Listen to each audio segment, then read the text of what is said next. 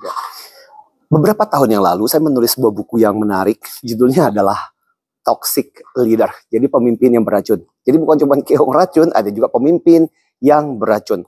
Pemimpin yang beracun itu bukan pemimpin yang nggak paham, nggak ngerti, tapi yaitu dia banyak menyalahgunakan kepemimpinannya. Jadi bukannya menciptakan sesuatu yang konstruktif, justru dia destruktif dan membuat timnya menjadi tidak termotivasi. Nah, ada 7 ciri yang saya sebutkan di dalam buku saya Toxic Leader ini. Salah satu ciri yang saya sebutkan adalah tentang yang namanya manajemen totem pole. Manajemen totem pole itu apa sih? Ilustrasi saya adalah seperti mainan anak-anak ini.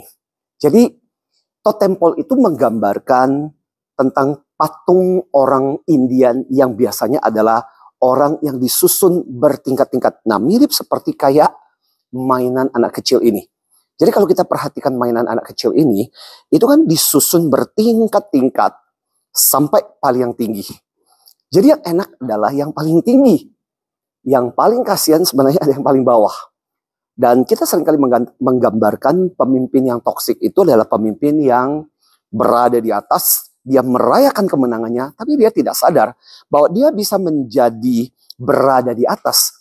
Itu karena ada begitu banyak yang mendukungnya, begitu banyak yang membuat dia sampai berada di atas. Dia lupa, dia merayakan, merasa dirinya hebat, dan tidak pernah mengapresiasi mereka-mereka yang ada di bawahnya. Makanya itu sebabnya kenapa kita katakan manajemennya manajemen totem pole. Yang lebih parah lagi adalah dia menginjak ke bawah, dia tidak memberikan apresiasi, dia tidak pernah menghargai. Dan maka kita bilang, ketika kita menjadi seorang pemimpin, jangan menjadi seorang pemimpin yang gaya manajemen totem pole ini. Yang ketika kita sampai berada di puncak, tapi kita tidak pernah menghargai orang-orang yang selama ini membantu kita bisa berada di posisi itu.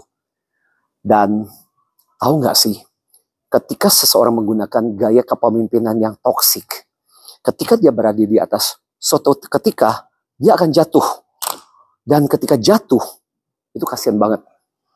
Anak buah yang dibawanya malah menyoraki bahwa akhirnya pemimpinnya jatuh. Ya, jadi itulah nasib para pemimpin toksik yang menggunakan gaya manajemen totem pole ini, yang ketika di atas tidak menghargai. Jadi ketika dia jatuh, ketika dia turun, orang bukannya meratapi, orang bukannya merasa terinspirasi, tapi orang menyoraki dan berkata, syukurin lu jatuh.